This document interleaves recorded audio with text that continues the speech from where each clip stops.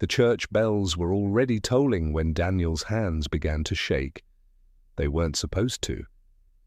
He had rehearsed this day down to the smallest detail, how he would stand, how he would smile, how his fingers would rest calmly by his side. But as the echo of the bells rolled over the courtyard, his chest felt like it was collapsing inward. The aisle stretched out in front of him, glowing beneath soft golden light. Rows of faces blurred into a mosaic of expectation. Some smiled, some whispered, some simply stared. He could hear the scrape of shoes against stone floors, the faint rustle of fabric, the crackle of candles burning too low in their holders. And then she appeared. Margaret. Her veil caught the light, shimmering like a thin curtain of mist. She moved slowly, deliberately, as though the weight of the entire room bowed to her. She wasn't young. Not in the way brides were expected to be. Her face carried lines etched by time, delicate but undeniable, like rivers traced across a weathered map.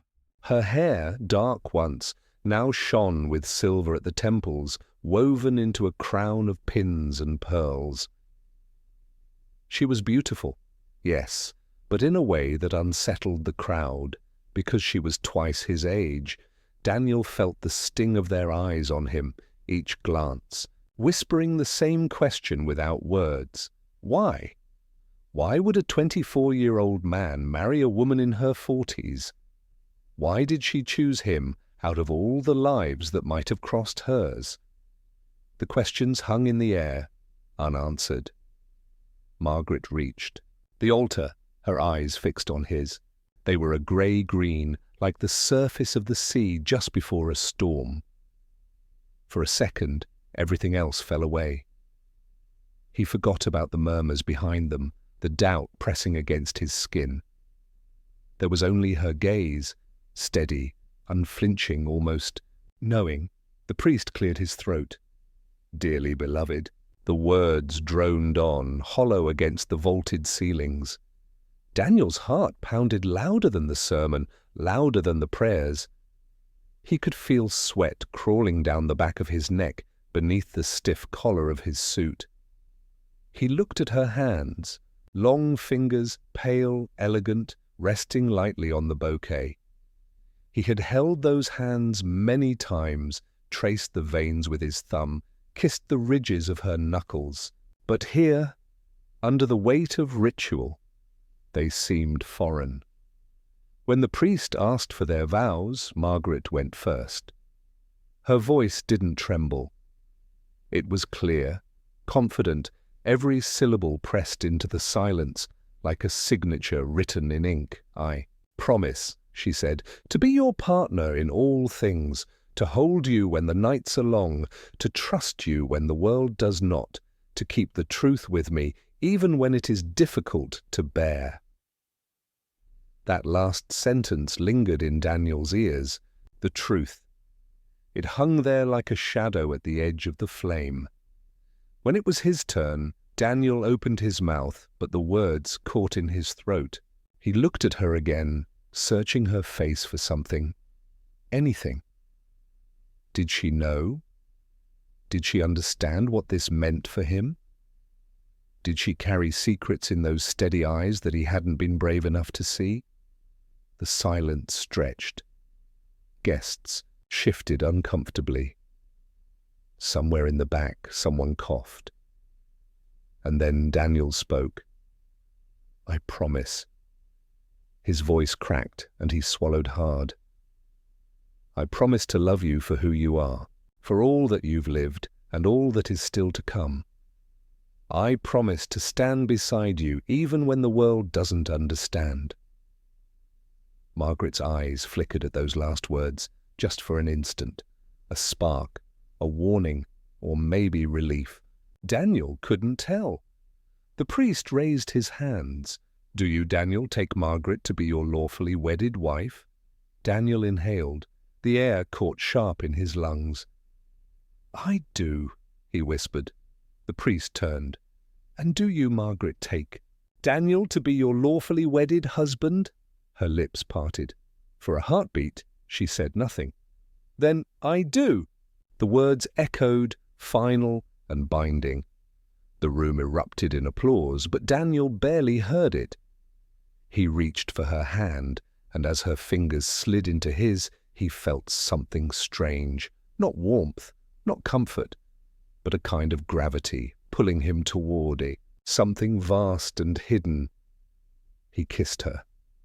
The cameras flashed, the crowd cheered, and in that frozen instant, when the world believed this was the beginning of a love story, Daniel realized it might be the beginning of something else entirely. Because Margaret hadn't chosen him for love, not love alone. There was a reason, and though he didn't know it yet, that reason would tear apart everything he thought he understood about her, about himself, and about the life they had just promised to share. The bells tolled again, drowning his thoughts. Outside, storm clouds gathered, and somewhere, in the silence between the peals of bronze, Daniel felt it, the first tremor of a secret that would not stay buried. The rain had been falling for hours the night Daniel first saw her. Not a light drizzle, not a storm that ripped trees from their roots, something in between. A steady curtain of water that blurred the world, softened streetlights into halos, and turned the sidewalks into mirrors. Daniel was 21 then, a college student balancing part-time jobs with the weight of endless textbooks. He wasn't supposed to be out that night. He should have been buried in notes, cramming for an exam he already dreaded. But something restless pushed him into the city instead. He walked until the streets grew quieter, until neon signs gave way to dimmer corners, until the sound of the rain became louder than the sound of traffic. That's when he saw the cafe. A small place, almost invisible, wedged between a shuttered bookstore and a laundromat that buzzed with fluorescent light. The sign above the door read, "The Lantern," letters peeling, paint faded, but warm yellow light glowed from inside. Daniel stepped in, shaking the rain from his jacket. The bell above the door chimed, and there she was. Margaret sat alone at a corner table, a book spread open in front of her. Not a phone, not a laptop, an actual book, its pages worn, edges curled. Steam rose from the teacup at her elbow. She didn't look up when he entered. She was too absorbed, her lips moving ever so slightly as if tasting the words. Daniel ordered coffee, sat near the window and tried not to stare. But his eyes betrayed him, glancing up every few minutes. There was something magnetic about her, not in the way a young man usually noticed a woman, but deeper, stranger. The cafe seemed to bend around her presence, as though she was the reason the rain had driven him here. She looked up once, catching him. Her eyes met his, and in that second, Daniel forgot how to breathe. They were sharp, grey-green, but softened, at the edges like waves brushing against sand. She smiled, just slightly, just enough to let him know she had seen him watching. He dropped his gaze, cheeks burning. Minutes passed.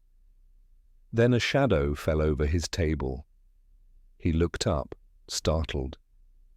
"You're dripping onto your notes," she said, gesturing toward the damp pile of papers he had pulled from his bag. Her voice was smooth, low, carrying a calm authority that made him sit up straighter. "Oh, right, sorry." He scrambled to rescue the notes. "Guess I wasn't exactly prepared for the weather. Most people aren't." She tilted her head, studying him as though he were something curious, an artifact unearthed. Then, almost casually, "Mind if I sit?" Daniel blinked. Sure, of course." She slid into the chair across from him, moving with the unhurried grace of someone who never worried about time. Up close, he noticed details. The faint silver at her temples, the fine lines around her mouth, the way she held herself, poised, like she had been through storms far heavier than the one outside. He couldn't help himself. "What are you reading?" "Letters," she said. "Old ones. From a man who lived centuries ago." He thought he was writing to the woman he loved. In truth, he was writing to history. Daniel frowned, intrigued. "That's a heavy kind of book for a rainy night." Her smile deepened. Heavy books suit rainy nights. Their conversation spilled forward from there, oddly natural despite the gulf between them. She asked about his studies, his work. He told her, a little embarrassed, about juggling jobs to pay tuition, about the pressure that pressed against him from all sides. She listened, not idly, not with polite nods, but intently. Every word seemed to matter to her, and when he finally asked, "What about you? What do you do?" she paused before answering. "I collect stories," she said, softly. Daniel laughed, unsure. "That's not really a job." "It's the only one that matters," she replied. Her eyes didn't leave his. They stayed until the cafe closed, the rain tapering into a drizzle. Daniel walked her to her car, a sleek black sedan that looked out of place beside the cracked pavement. She thanked him with a nod, her hand brushing lightly against his arm as she said goodbye. For days afterward, Daniel couldn't stop thinking about her, about the way her voice lingered in his ears, about the unshakable impression that she had seen something in him that even he didn't fully see in himself. He returned to the lantern the following week, and there she was again, as though she had been waiting. It became a ritual. Thursday nights, rain or shine. He would find her at the same corner table, book or notebook in hand. Sometimes they talked for hours. Sometimes they sat in silence, comfortable in the shared space. Slowly, quietly, the boundaries between them blurred. But not everyone understood. When Daniel mentioned her to his roommate, just the basics, a woman he'd met, someone older, the reaction was immediate. "Older how?" Daniel hesitated. "Twice. My age, maybe." His roommate had laughed.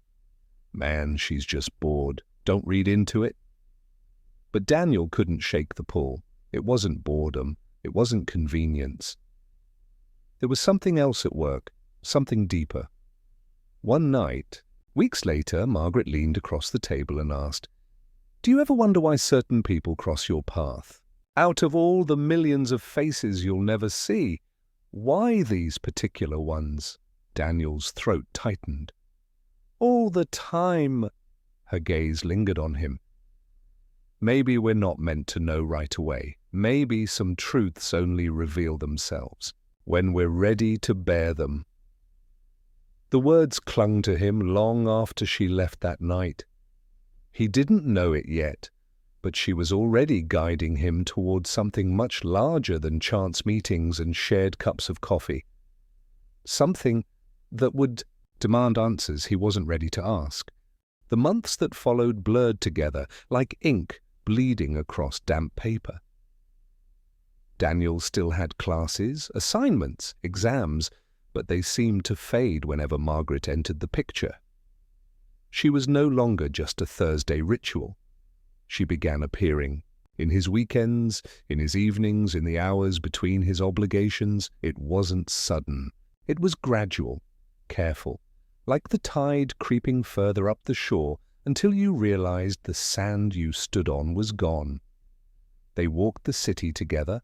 Margaret always chose the routes, the old quarters with cobblestone streets, narrow alleys lined with antique shops, bridges no one used anymore.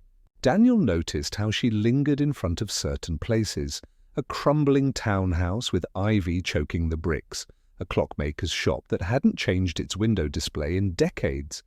When he asked if she had a reason, she would only smile and say, "Some places remember us more than others." One night, they sat on a bench overlooking the river. The water lapped softly against the banks, lights rippling across its surface. Daniel leaned back, his head tipped toward the stars.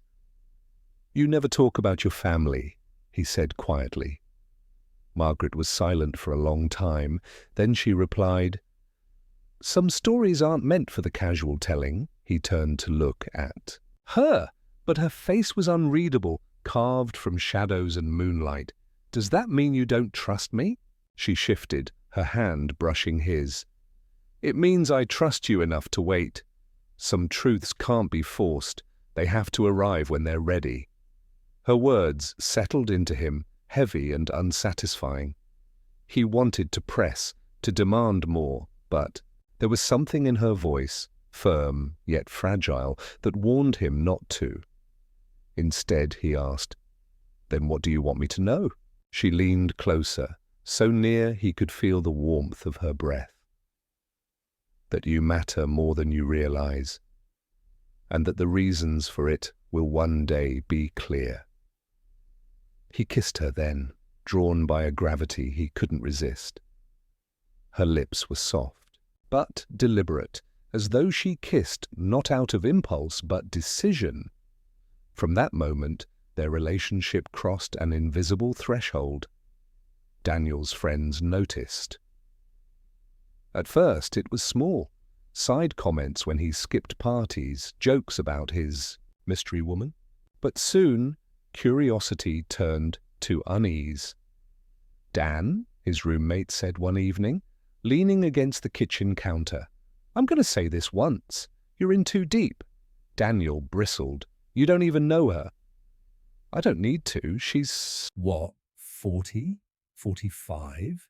And you're barely old enough to rent a car? Doesn't that feel, I don't know, off?" Daniel's jaw tightened. "She's not what you think. She's different." "Different how?" Daniel struggled. "How?" Could he explain the way Margaret looked at him, as if she saw him not for who he was now, but for everything he could be? How could he explain the sense of inevitability, the way he felt drawn to her like a compass needle pulled north? "You wouldn't understand," he muttered. His roommate sighed. "You're right. I don't. Just don't lose yourself, man." But Daniel was already lost. Margaret began inviting him into her world, piece by piece, never all at once. She took him to her home, a townhouse on the edge of the city. From the outside, it looked ordinary. Brick walls, tall windows, ivy climbing up one side. But inside, it was something else entirely. The air smelled faintly of old wood and lavender. Shelves lined every wall, stacked with books in multiple languages, some so worn their spines were blank. Paintings leaned against furniture, half wrapped in cloth, as though she had just rescued them from some forgotten attic. A grandfather. Clock ticked steadily in the hall, its hands moving with solemn precision. "Feels like a museum," Daniel whispered, running his hand along a row of volumes. Margaret's smile was thin. "Not a museum, a memory." He asked about the books, the paintings, the strange assortment of artifacts, a silver locket, an ivory chess set, an old violin with one string missing. But she offered no explanations. Only, each one has its story, and some of those stories aren't mine to share. He felt both honored and unsettled. To be inside her space was intimacy, but to be surrounded by so many unanswered questions, it was like walking through a labyrinth without a map. One evening, Daniel woke in the middle of the night to find Margaret standing by the window. The moonlight draped her in silver. She wasn't watching the street. She was staring at something far beyond it, her hand pressed against the glass, as if trying to touch a world invisible to him. "Margaret?" His voice was groggy. She turned, startled, but quickly composed herself. "Go back to sleep." He sat up. "What were you looking at?" "Nothing," she said too quickly. Then softer. "Just remembering." Daniel wanted to ask more. He wanted to demand answers. But something about the loneliness in her posture, the way her shoulders sagged once she thought he wasn't watching, made him stay silent.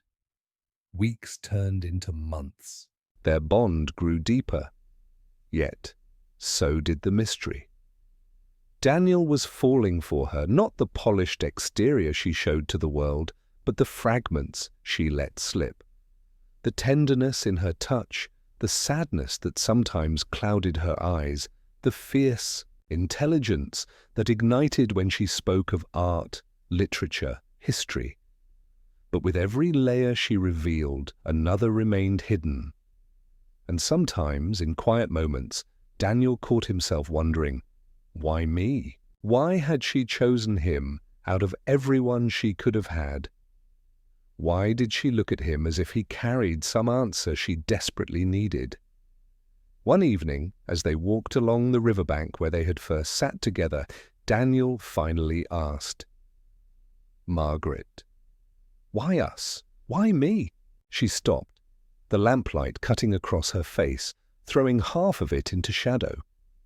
Her lips parted, but for a moment no sound came. Then she whispered, "Because you're the only one who can give me what I've been searching for." Daniel froze. "And what's that?" Margaret's eyes shimmered with something he couldn't read.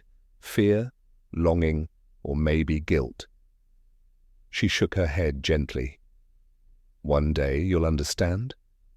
Her hand slipped into his, warm and steady.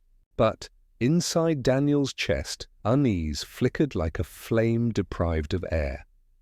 He didn't know it yet, but the truth she carried was closer than he imagined, and when it finally emerged, it would not only explain why she had chosen him, it would change the course of his life forever. The days no longer passed quietly. Where once their time together felt effortless, like a current carrying them downstream, Daniel began to feel the undercurrents tugging at his feet. There were pauses in Margaret's voice where there hadn't been before, silences that stretched too long, glances toward doors, clocks, shadows. It was small things at first. He noticed her phone was never left unattended.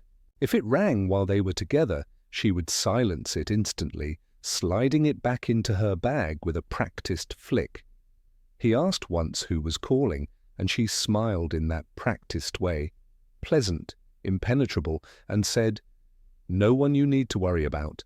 Another time, he opened the wrong drawer in her study, looking for a pen.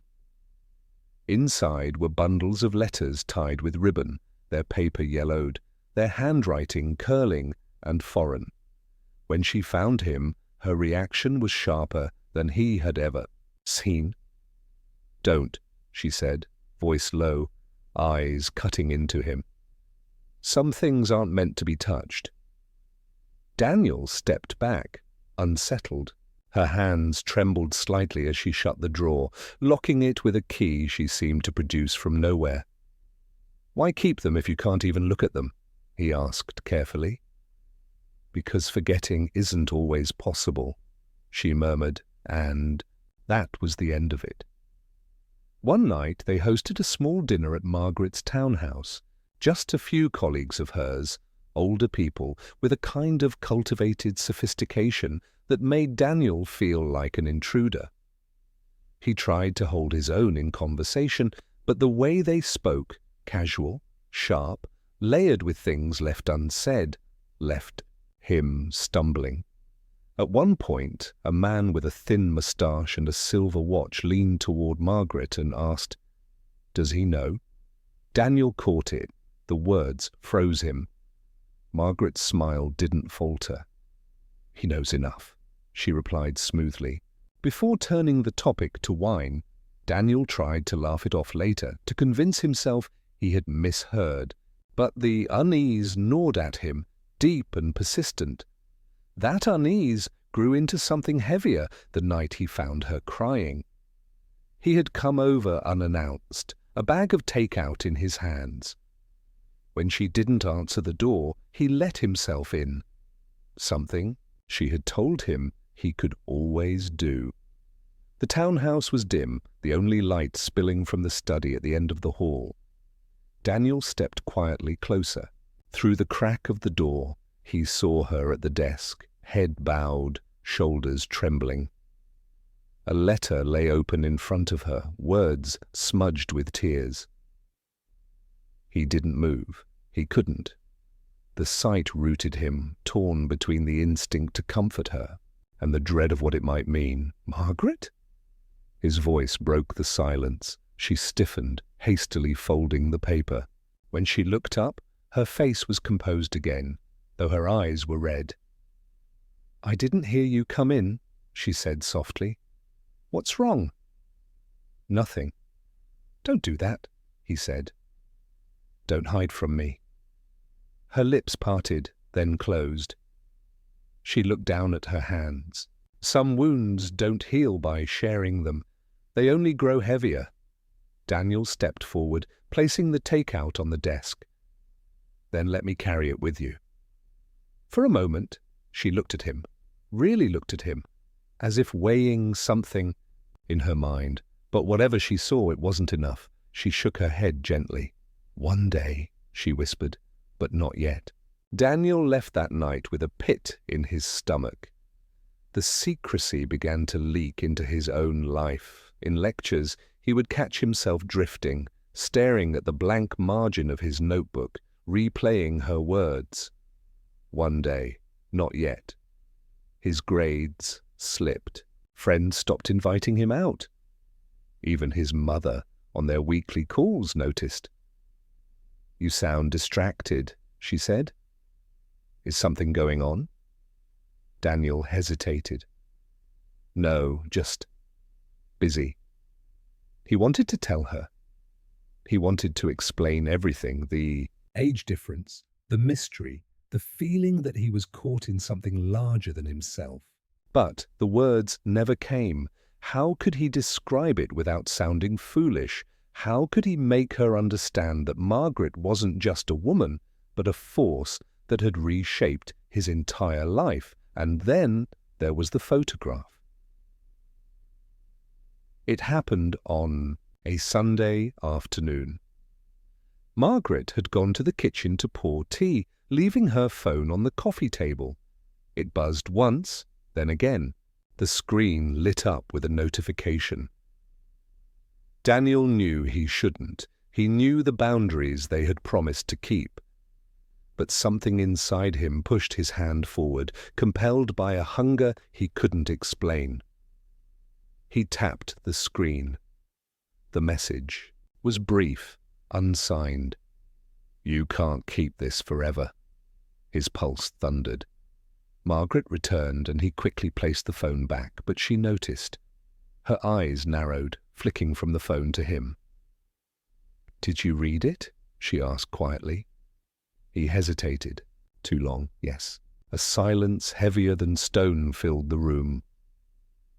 Margaret set the cups down, untouched. She sat across from him, folding her hands together. "There are things I haven't told you," she said at last. "Things I can't, yet. You need to trust me." Daniel leaned forward. "Trust goes both ways, Margaret. If there's something dangerous, something that involves me, I have the right to know." Her gaze wavered for the first time. "You don't, Daniel, not yet. Knowing too soon could destroy everything." Her words chilled him. Destroy everything? What did that even mean? Before he could press, she stood, ending the conversation with the finality of a slammed door. That night, lying awake in his apartment, Daniel replayed the message in his head. You can't keep this forever. Keep what? A secret? A lie? A person? His mind churned.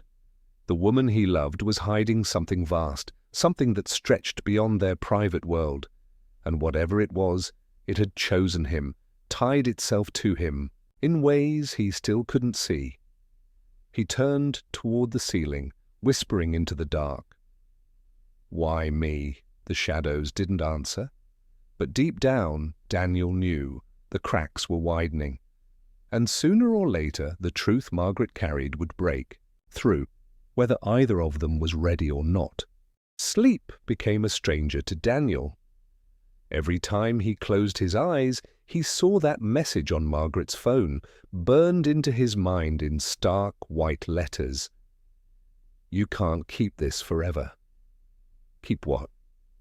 A secret? A life she had built? A lie that tethered them both together? Questions buzzed in his head, louder than the clock ticking on his wall, louder than the city outside his window. Margaret had drawn lines he wasn't supposed to cross, but the silence on the other side of those lines was unbearable. And so, slowly, Daniel began to cross them. It started with small things.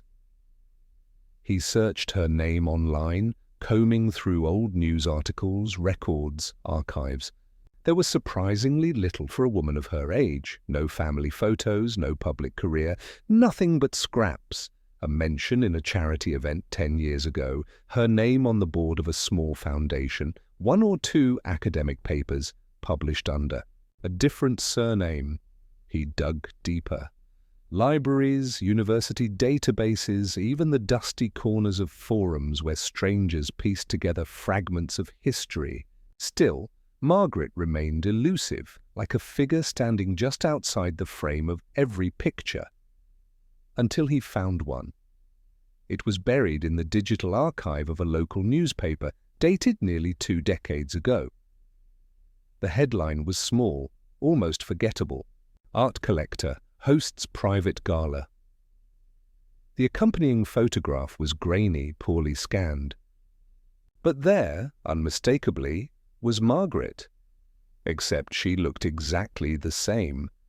The dress was different, the style of the room old-fashioned, but her face, her posture, even the streak of silver in her hair, it was all unchanged. Daniel sat back, heart Hammering. The photo claimed to be from 19 years ago, but it could have been taken yesterday. He stared at it for a long time, his breath shallow, his mind refusing to settle. The next time they met, he studied her carefully. Every line of her face, every flicker of expression. He tried to convince himself that maybe the newspaper had been mislabeled, that maybe it was a mistake, but Margaret noticed. "Why are you looking at me like that?" she asked softly. Daniel forced a smile. No reason. But inside, the doubt was growing, gnawing. A week later, Daniel returned to her townhouse under the pretense of forgetting his jacket. Margaret was out. She had told him she had errands to run, and the house was quiet, save for the steady tick of the grandfather clock. He moved carefully, his footsteps echoing faintly across the wooden floors. His heart thudded with every turn of the knob, every drawer he dared open. In the study, the locked drawer still sat at the desk, its key nowhere in sight. But on the shelf above it, hidden between 2 thick encyclopedias, he found something else, a photograph album. He pulled it down, dust rising as he flipped it open. The first page held a portrait, Margaret, younger but still recognizable. She stood beside a man Daniel didn't know, their hands clasped. Her smile was small, restrained, but as he turned the pages, unease coiled tighter in his chest. The photos stretched back decades, parties, gatherings, formal portraits. In each, Margaret looked unchanged. Sometimes the clothing marked the era, sometimes the cars or furniture in the background, but Margaret remained the same, as if time itself had stepped around her. Daniel's hands shook. He flipped faster, desperate for an explanation, and then he froze. There, on the last page, was a photograph of her standing beside someone who looked impossibly familiar. A man with his same jawline, his same eyes, only older. His father. Daniel's throat closed, his vision blurred. He slammed the album shut, shoving it back on the shelf just as he heard the front door click open. "Daniel!" Margaret's voice floated down the hall. He snapped the drawer closed, hurried out of the study, and met her in the living room, his face carefully composed. "You're early," he said, forcing steadiness. Margaret studied him for a long moment, suspicion flickering across her features. But she said nothing. That night, Daniel could hardly breathe. The photograph of his father haunted him. How? How could Margaret have stood beside him years ago looking exactly as she did now? When he called his mother the next day, he almost asked. Almost. But something stopped him. His mother carried her own scars, the kind he never pried too deeply into.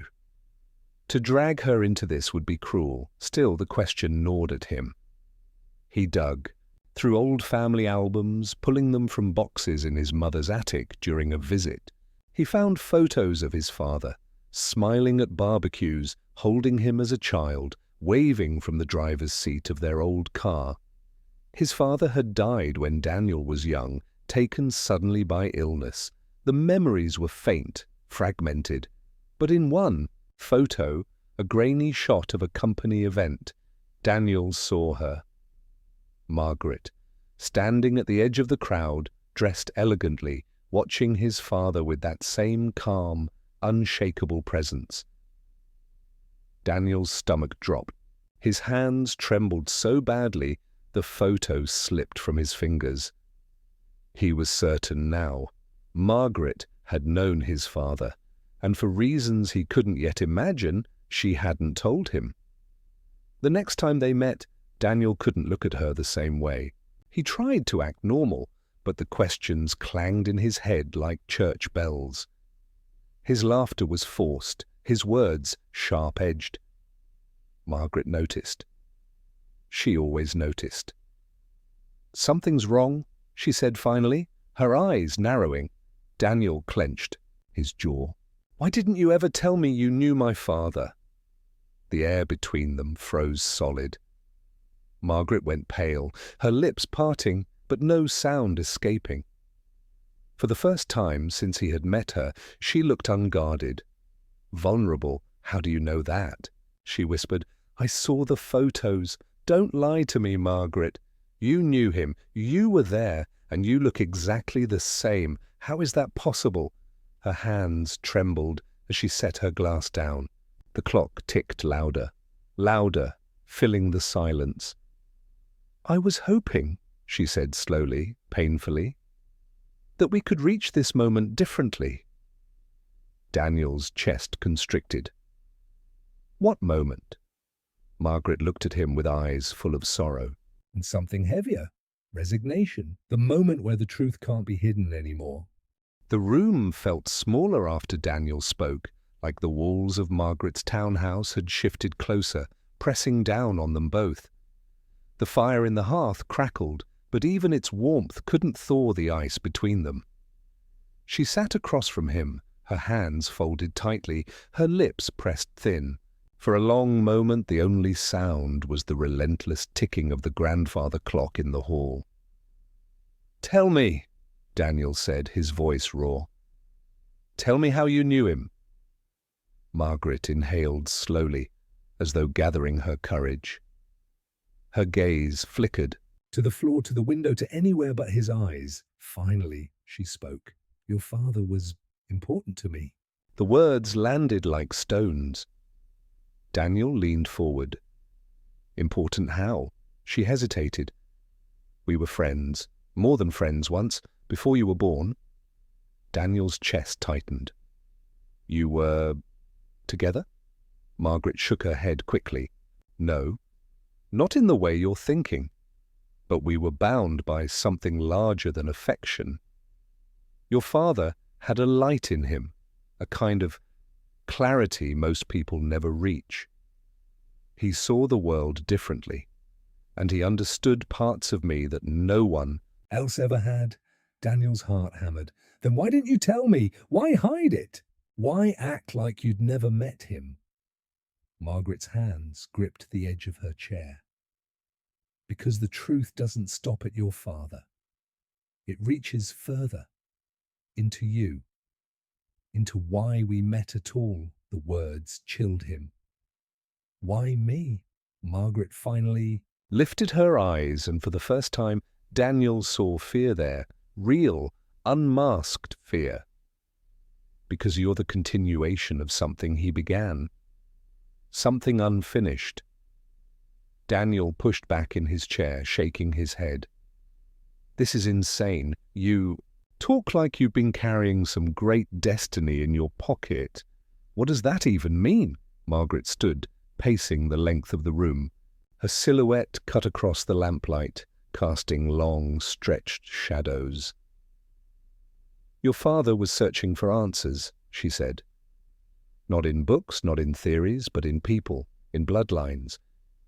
He believed some of us were marked, that we carried threads, connecting us to something ancient, something most have forgotten. Daniel's voice trembled with disbelief. Threads? Bloodlines? What are you saying, Margaret? She stopped, her hand resting on the back of the sofa, knuckles white. I'm saying he wasn't wrong. And I know because I've lived it. I've carried it. For longer than you can imagine. The silence afterward was suffocating. Daniel stared at her, waiting for her to laugh, to admit it was a metaphor, a dramatic way of saying she was older than she looked. But there was no laugh, no softness, only the weight of her words pressing down on him. You're not making sense, he whispered. Margaret turned slowly, her expression grave. I don't age like you do, Daniel. His breath caught. She continued, each word measured. Time touches me differently. Decades pass, but I remain. Your father knew. He discovered the truth of what I am, and in you he saw a chance, a bridge between the old and the new. Daniel's world tilted, his thoughts spinning. He gripped the arms of his chair to steady himself. You expect me to believe you're, what, immortal? Margaret's lips pressed tight, her silence louder than any confirmation. Daniel stood, pacing now himself, his mind racing. He wanted to reject it outright, to call it impossible. But the photographs flashed in his head, the unchanged face. Across decades, the letters she locked away, the way her presence felt older than any room she entered. Pieces began slotting together, reluctant but undeniable. Why me? He asked again, his voice breaking. Why choose me? Margaret stepped closer, her eyes shimmering in the lamplight. Because your father believed you were the only one who could continue what he started.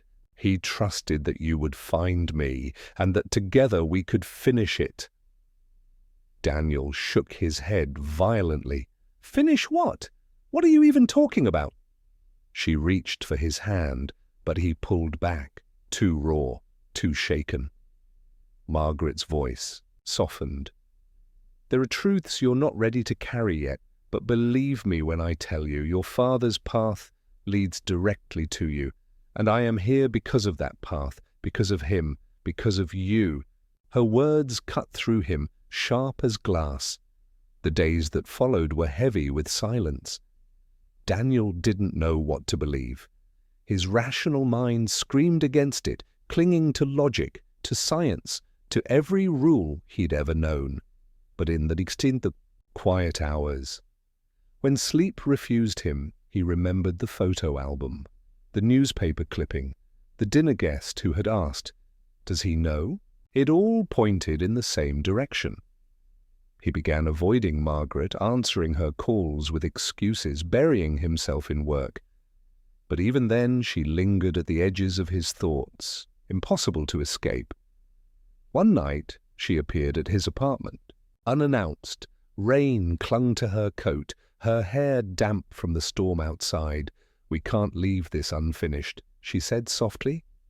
Daniel, exhausted and hollow-eyed, let her in.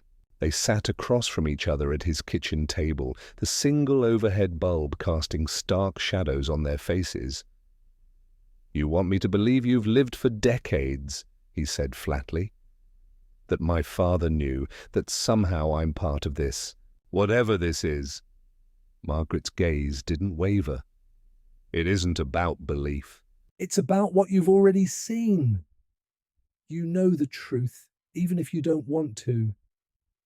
Daniel's hands clenched. Then tell me everything. No more half answers. No more waiting for me to be ready. If my father was part of this, "If I'm part of this, then I deserve to know." Margaret closed her eyes, inhaled deeply, then exhaled as though laying down a burden. "You're right," she whispered. "It's time." The words hung between them like a crack of thunder, promising revelation and danger.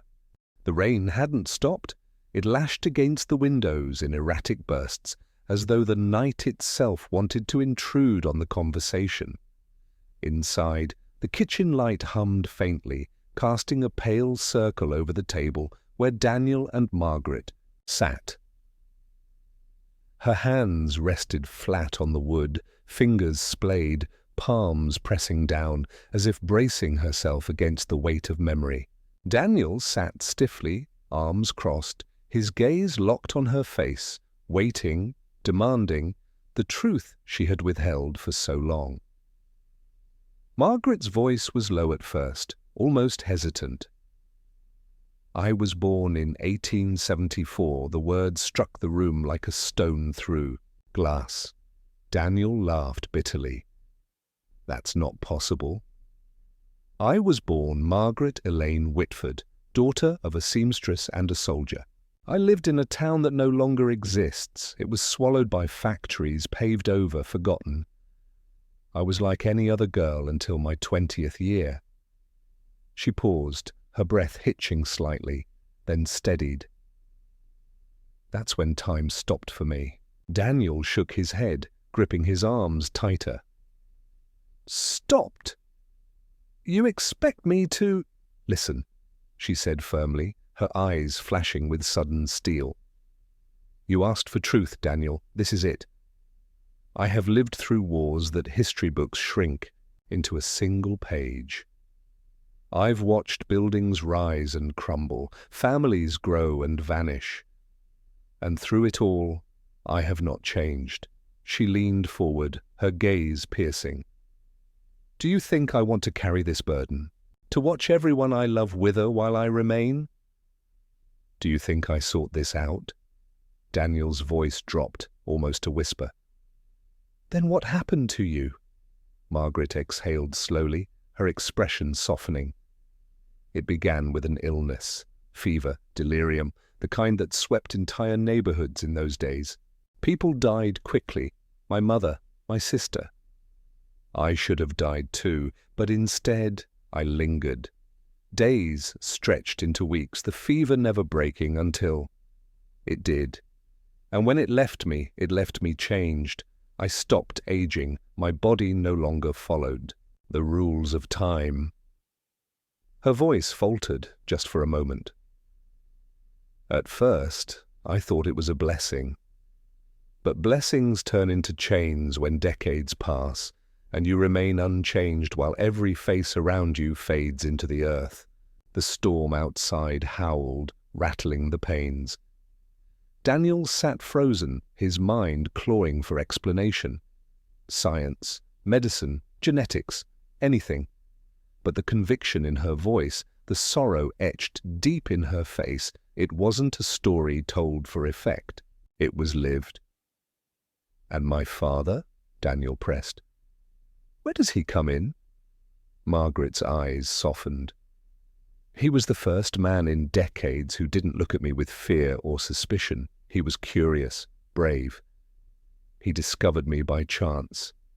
In a library of all places. I had been researching ways to understand what I was. He noticed that I never seemed to age.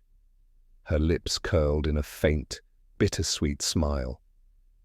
He confronted me one evening, asked me outright. No hesitation. Most would have whispered, avoided me, called me cursed. But he wanted to know, to understand. Daniel swallowed hard. And you told him? Piece by piece, she said, and he believed me. More than that, he wanted to study it. Not out of greed, not for fame, but because he believed there was meaning in it. He thought I might hold answers about the nature of time, about life itself. Her hands clenched together on the table. But it went deeper. He began to believe that this, whatever I am, wasn't random, that it connected to something larger, that people, families, were chosen. He thought your bloodline was part of it. Daniel's breath caught. Margaret leaned closer. He told me once that if he ever had a son, that boy might hold the key to continuing the search, that maybe, through him, we could find what I never could. Silence fell, thick and unbearable. Daniel pushed back his chair and stood abruptly, pacing the small kitchen. His thoughts crashed against each other like waves. His father, his steady, practical, dependable father, had believed this, had tied him into it? This is insane, Daniel muttered, dragging a hand through his hair. You're telling me my dad, set me up for this? For you? Margaret rose as well, her voice steady but urgent. Not set you up, prepared you. He wanted you to have a choice, to know the truth when the time came. Daniel turned, his face pale. And marrying you, was that part of it? Did he want that too? The question hung, raw and jagged. Margaret flinched, pain flickering across her features. No, she said softly. That was my choice. I chose you. Not because of some prophecy, not because of your father. I chose you because, despite everything I've carried, you saw me. You loved me without knowing any of this. Her voice broke, but she forced the words out. I wanted, just once, to be chosen for who I am, not what I am. The storm outside raged, the kitchen light flickered, and Daniel felt the ground beneath him tilt. All the secrets, the silences, the unanswered glances, it all converged here. His wife was older than history, his father had known, and somehow, impossibly, he was at the center of it. Daniel pressed his palms against the table, his voice low and shaking. So what do you want from me, Margaret? What happens now? Margaret's eyes glistened in the dim light. Now, you decide. Whether you walk away, or whether you carry this with me. Her words, simple as they were, weighed more than any vow they had spoken at the altar. Sleep abandoned Daniel. For 3 nights after Margaret's confession, he lay awake, staring at the ceiling while shadows crawled across the walls. Every creak of the old building, every distant siren outside, made him jolt. His mind replayed, her words like a broken reel, stuck between disbelief and reluctant acknowledgement. I was born in 1874. Your father believed you were the bridge. I chose you. Each sentence gnawed at him, leaving behind splinters of questions he couldn't shake.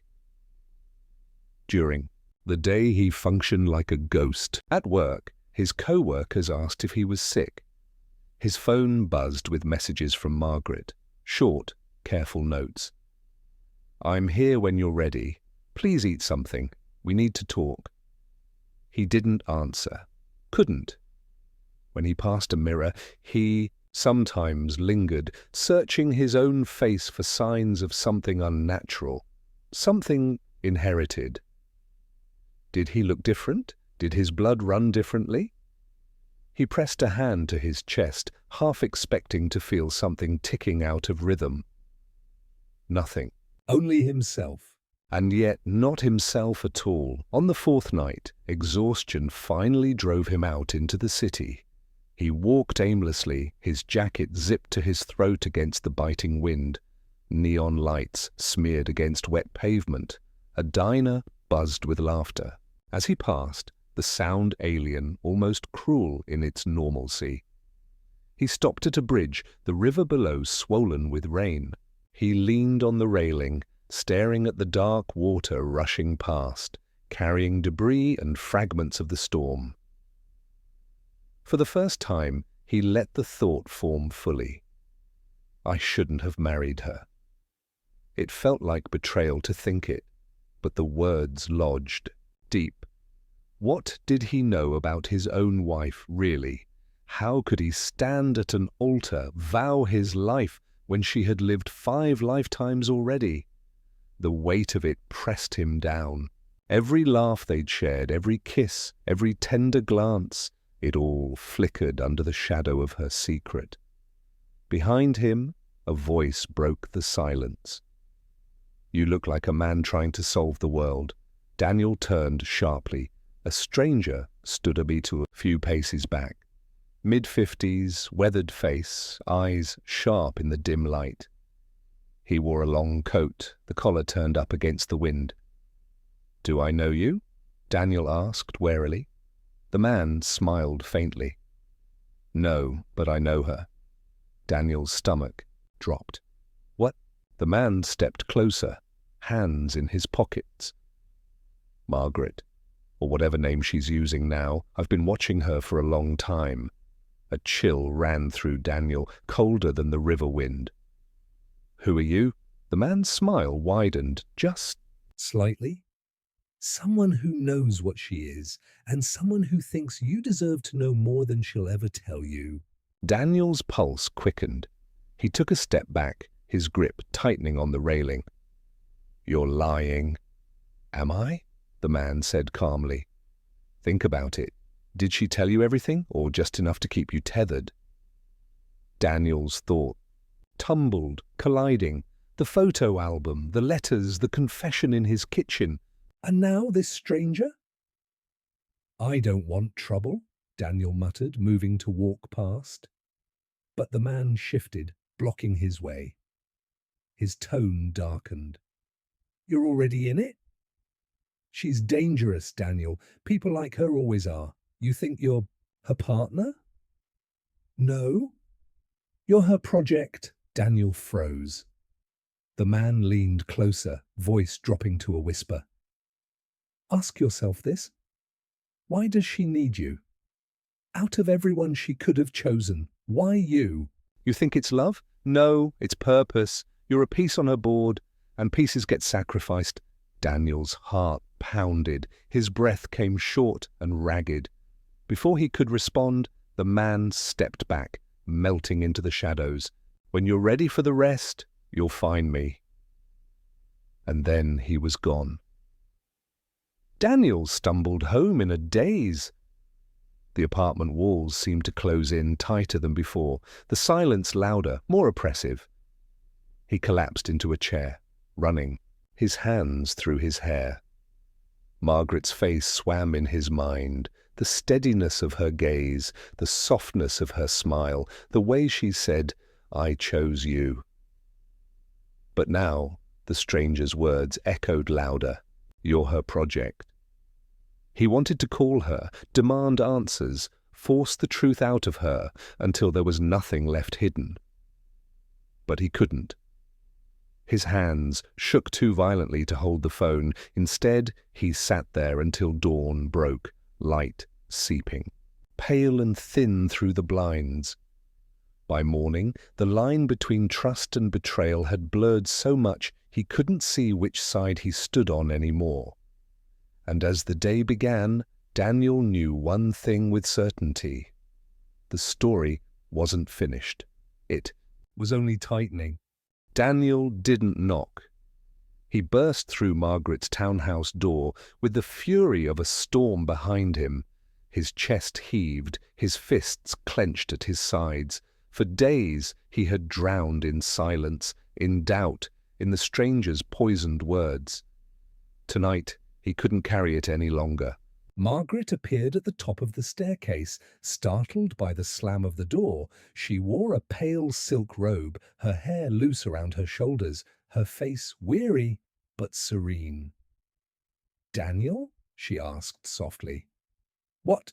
Enough!" he snapped, his voice cracking like thunder.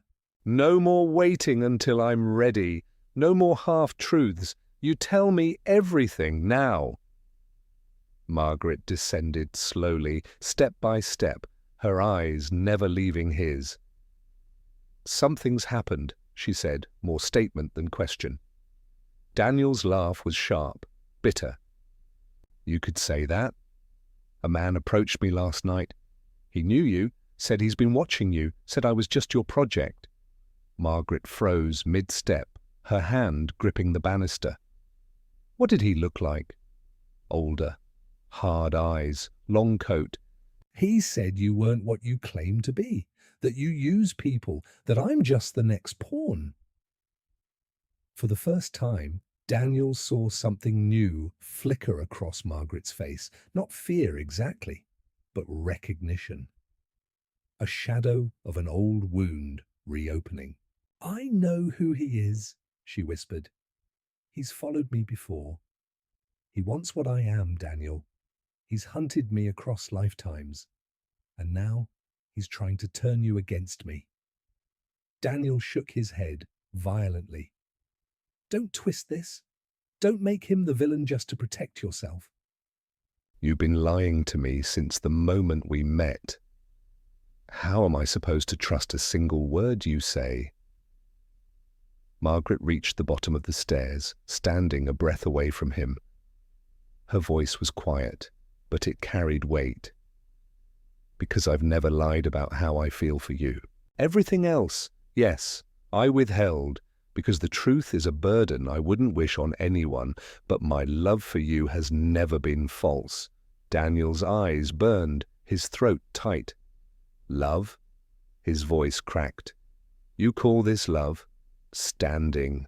At an altar, while you hold a secret bigger than both our lives, watching me promise myself to you without knowing who or what you really are. Margaret flinched, her composure fracturing. I wanted to protect you, to give us time, to let us build something real before it was tainted by what I carry. Her words rang hollow in the cavern of his doubt. He turned away, pacing the room, running a hand through his hair until it nearly tore at the roots. You talk about protecting me, he spat. But what if he's right? What if I'm nothing to you but a continuation of some story you started with my father? What if that's the only reason you chose me? Margaret's voice broke as she whispered, I chose you because I was tired of being alone. The words cracked like glass. She sank onto the sofa, her robe pooling around her like spilled light. Her face, usually so controlled, crumpled with grief. Do you know what it is, she said hoarsely, to live 100 years and never allow yourself to love? To hold back every touch, every word, because you know they will die and you will not? Do you know the silence that follows decade after decade when the world forgets your face but your heart remembers theirs? Tears streaked down her cheeks. I didn't choose you for your blood, Daniel. I chose you because when you smiled at me, I felt alive again. For the first time in decades, I felt human. That is all I ever wanted. Daniel stopped pacing, the fight drained from him, leaving only a hollow ache. He wanted to believe her. God, he wanted to. but the stranger's words still slithered in his mind, coiling tight. "Then tell me this," he whispered, his voice raw. "If everything else faded, if I had nothing to give you, no bloodline, No destiny, would you still want me?" Margaret rose slowly, walked to him and took his trembling hands in hers. her touch was cool but steady. "Yes," she said simply, "because love isn't about what we carry. It's about who we are in the quiet moments when no one is watching. And in those moments, I chose you. Not your father. Not your future." You. Daniel's throat closed. For the first time, the storm inside him stilled, if only slightly. But then 3 sharp knocks shattered the air. Both of them turned toward the door. The stranger's voice carried through the wood, calm, inevitable. "Daniel, it's time you knew the rest." The silence after was heavier than stone. Margaret's grip tightened on Daniel's hands. Her eyes, wide and pleading, searched his. "You have to choose," she whispered. "Me or him." The 3 knocks still echoed in Daniel's chest, long after the sound had faded. He stood frozen in the middle of Margaret's living room, her hands clutching his, the stranger's voice lingering like smoke at the edges of the night. "Me or Him. The words ricocheted inside him, rattling against everything he thought he knew. Another knock, slower, deliberate. "Daniel," the stranger called, calm, steady. You've been given one story. Now hear the rest. Step outside, and I'll tell you who she really is."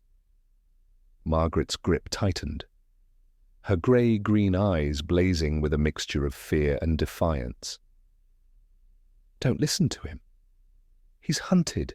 Me for decades. He'll twist whatever truth he gives you into something poisonous. Daniel's breath came fast, shallow.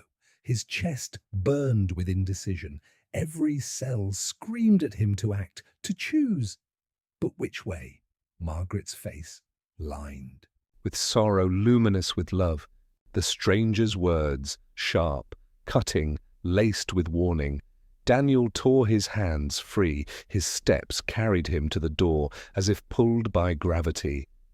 Margaret's voice cracked. "Please, don't open it." He paused, hand hovering over the knob.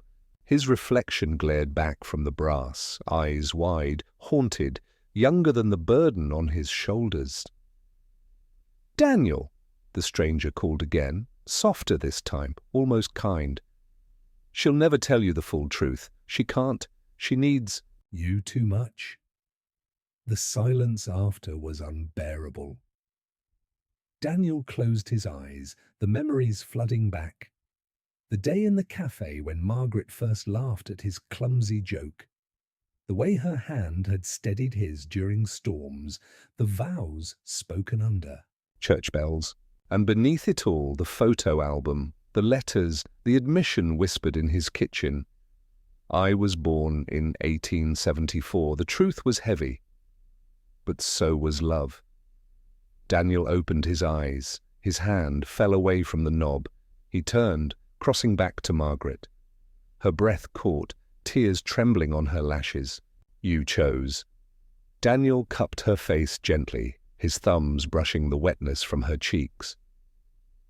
"If you are cursed to live beyond time," he whispered, "then I will be cursed to love you through it." Outside, the stranger knocked once more, sharp, impatient.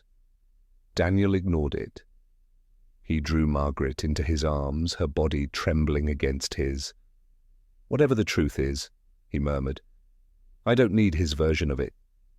I don't need destiny or bloodlines.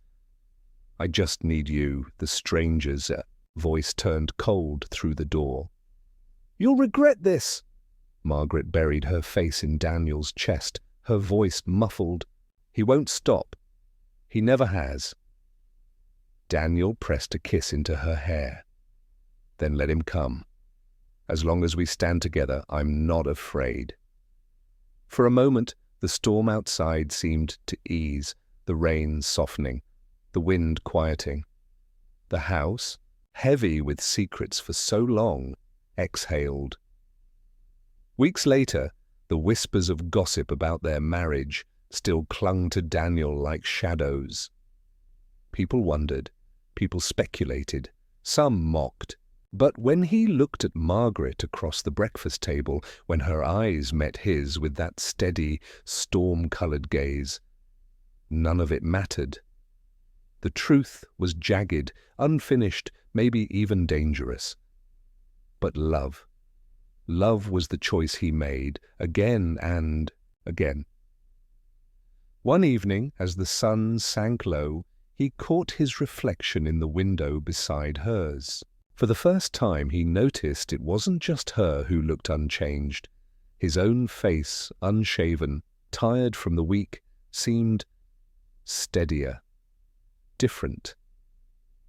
He blinked hard, rubbed his eyes, and the moment was gone. Margaret's hand slipped into his, grounding him. She said nothing, but her silence was rich with understanding.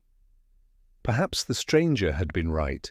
Perhaps there was more to his role than love alone. Perhaps his father's search still echoed in him, but that was tomorrow's burden. Tonight, he had chosen her, and in that choice, he found peace. The church bells from their wedding day rang in his memory, that frozen instant when the world had demanded answers. Now he finally understood. It wasn't about why Margaret had chosen him. It was about why he had chosen her, and he would keep choosing for as long as time allowed.